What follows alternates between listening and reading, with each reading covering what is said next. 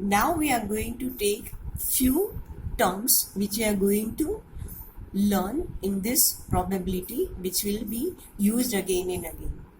Random experiment. It is an experiment in which we know all the possible outcomes but cannot predict the exact result of any trial. Is called a random experiment. For example, you have taken example of coin. You know the total outcome is either head or tail, that is there are two outcomes, but you cannot predict which will be your answer, and so that are called random experiment. In same way, we are having die. There are numbers on it 1, 2, 3, 4, 5 and 6. You are not sure. You cannot predict exactly the result of your trial when you toss the coin or die. It is random. You can get any of the number in a die from 1 to 6. So this is called random experiment. Now next term is event. What do we mean by event when we use it for probability? Possible outcomes of a trial are known as event. Suppose if you toss a coin, when you toss a coin, the possibility is that you get either head or tail. Same way, when you use a die and throw, the possible outcomes are any number from 1 to 6. This is called an event. Sure events. This is your next term. Sure events means if the occurrence of an event is certain, it is called a sure event. You know when you throw a die, it is one of the number is sure that it will be there. That is from 1 to 6. But if you say number 7, you are sure that it is not going to appear. So it is not sure. But from 1 to 6, numbers are going to be displayed when you throw the die. Same way, when you toss a coin, there is always two chances, that is either head or tail. That is called sure event. If the occurrence of an event is certain, it is called a sure event. When we throw a die, the outcome will be one of the number, that is 1, 2, 3, 4, 5 or 6. You may have dots even. If one number is there, one dot will be there. Two numbers are there, two dots will be there. Similarly for 3, 3 dots, 4, for 4 dots will be there, 5 dots will be there, or 6 dots will be there. It means that on throwing a die, it is certain that the outcome will be number less than 7. And as such, it is sure event. So this is the meaning of term sure event. Now next term is impossible event. Suppose if you toss the coin, then the possible occurrence will be a tail or a head. We cannot expect the occurrence of both. When you throw, that is toss the coin, do you think that you will get head and tail both simultaneously? It is impossible, and that is called impossible event. As we have taken examples yesterday also, that an ant growing to 2 meter height, it is impossible. We have not seen this type of example, and hence these are called impossible events. A coin has only two faces, head, that is capital H, and tail, that is capital T. A die has 6 faces. Why? Because it is a cube, and on each cube faces, 6 faces, we have the number 1, 2, 3, 4, 5 or 6. Therefore, chances of getting H, that is head, or T, that is tail, in a coin is more. Why? Do you know, children? Because the chances are only 2 here, and hence chances of getting head or tail in a coin is more than the chances of getting any one of the 6 number in a die, because there are 6 possibilities here, there are 6 outcomes here. So here the outcomes are more, and hence chances of getting the number any of this from 1 to 6 are having more chances, but the chances of getting head or tail in a coin are more, because there are only two possibilities here, two outcomes here, and the outcomes possibilities here in a die are 6. Let us take with an example with our real life. It will be better understood. Suppose there are two questions. This time you may be having MCQs. If we are giving options, in one questions are two alternatives given for answer, and in other question there are 6 such alternative in one of the question.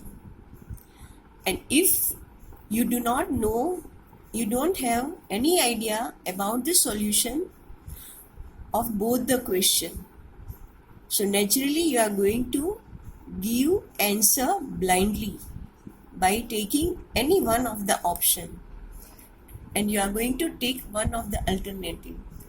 Then we made a choice blindly, because you don't have any idea of the question given to you. Do you say in which question the chances of getting right answer is more? Here again I am repeating, in first question there are two alternatives, in next question there are 6 alternatives, and you don't know, you don't have any idea about the question solution. What do you think? In which question the chances of getting right answers is more? Definitely, certainly the chances of getting correct answer in the first questions are more than the second question, because in first questions you have only two alternative, and in second question, next question, there are 6 alternative. So chances of getting correct answer are more in first than in second.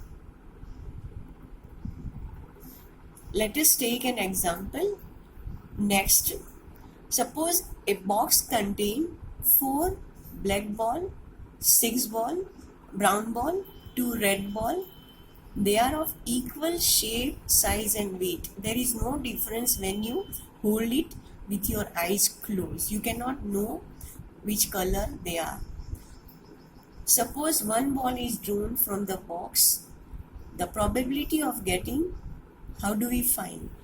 We will add the number of black ball, brown ball and red ball. So it is 4 plus 6, 10 plus 2, that will 12. So total number of balls from which you have to draw are 12. And now if I say what is the probability of getting black ball? Again children, you will write down the numerator. Black ball are 4.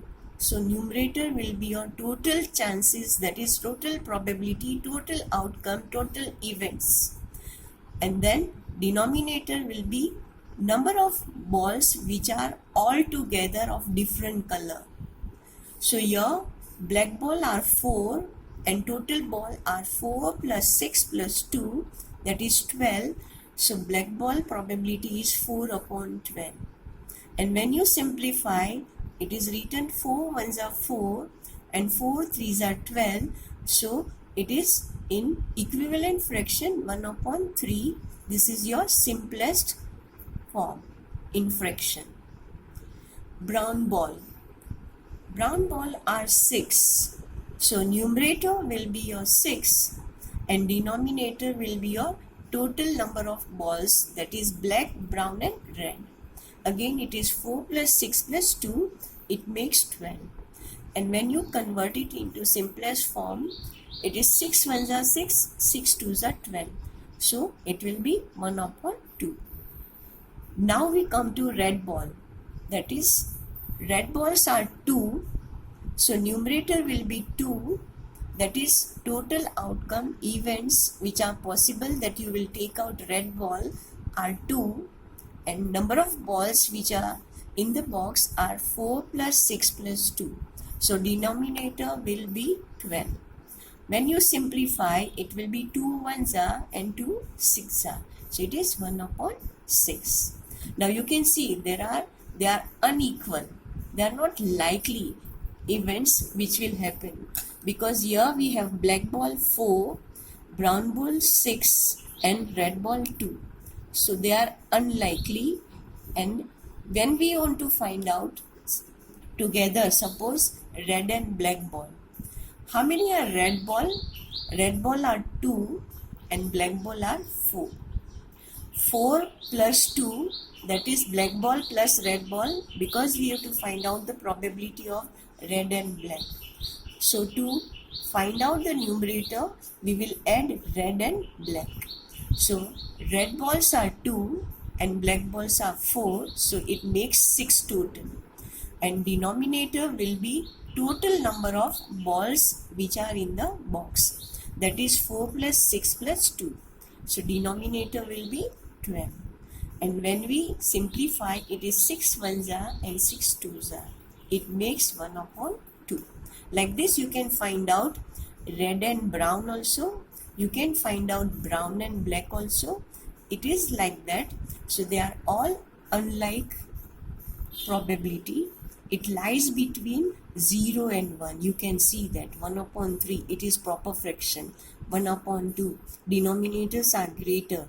Again it is 1 upon 2. Or you can take it the equivalent fraction, that is 6 upon 12, 2 upon 12, 6 upon 12, 4 upon 12. They are all proper fraction. So they are less than 0 and greater than less than 1 and greater than 0. So this probability lie between 0 and 1. Now if I talk about green ball, can you find out green balls in the question given to you? There are black ball, brown ball and red ball. You know that there are 0 probability of getting green ball. Out of 12 ball, there are no green ball, so your numerator is 0 and 0 upon 12 is probability 0. It is impossible event which is going to occur.